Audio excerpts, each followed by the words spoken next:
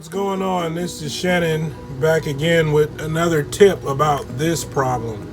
And I know you guys have seen this before with your lightning cables from Apple. Why they keep doing this, I don't know. Why come they haven't fixed this? Maybe it's just money and they can sell more cables, but this is total BS. But anyway, I'm going to show you guys how to deal with this type of situation. And you probably could use this technique on other things besides lightning cables if you ever need to reinforce something. Anyway, what you'll need is a piece of thread or a roll of thread, and a pin is what I use. Something that has a hole in it with something similar to this kind of a shape works really good.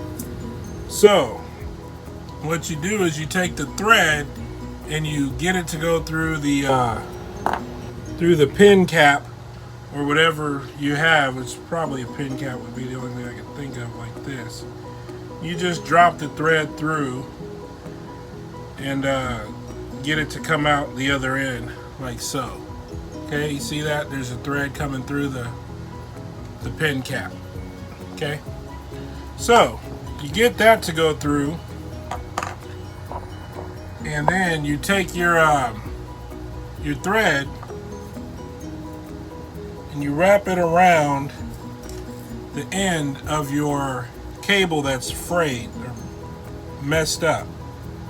You just start like this, you wrap it around, you go all the way from the base all the way up over the broken part. You just start making a bunch of twists around the cable. Try to keep your cable somewhat straight. Alright, so you take your thread, you stick the reel of thread somewhere where it won't roll off once you start turning it.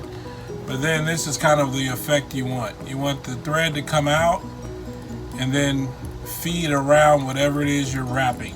You see what I'm saying?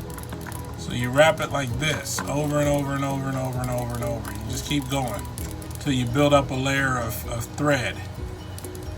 You go down over the part that's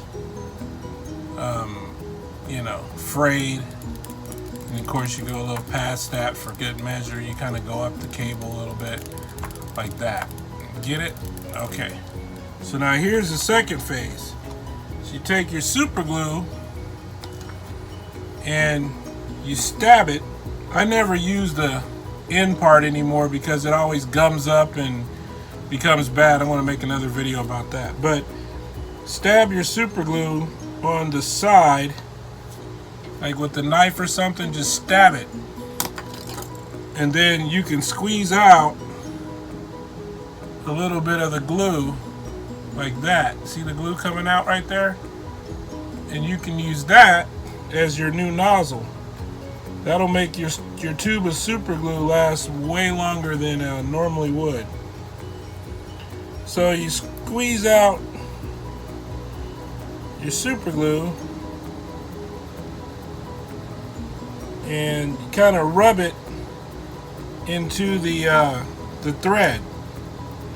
You might want to use gloves for this if you're worried about getting super glue on your hands. I'm not too worried about it. Doesn't bother me too much. Anyway, you spread a nice little layer of super glue onto the threads, and then you continue wrapping them. And what will happen is the super glue and the thread will react, and it will make a very tough skin that will protect this cable from fraying and falling apart even more. You can also use heat shrink tape and super glue, like put a little super glue on it and then put a heat shrink tubing over it and then shrink it down. I've done that on these cables. That was a technique I tried and it works pretty good, but you have to buy the tubing and everything, and most people don't have it just sitting around. This is made if you want to do it while with stuff you have sitting around the house. And to be honest with you, I think it's probably a little more stout than the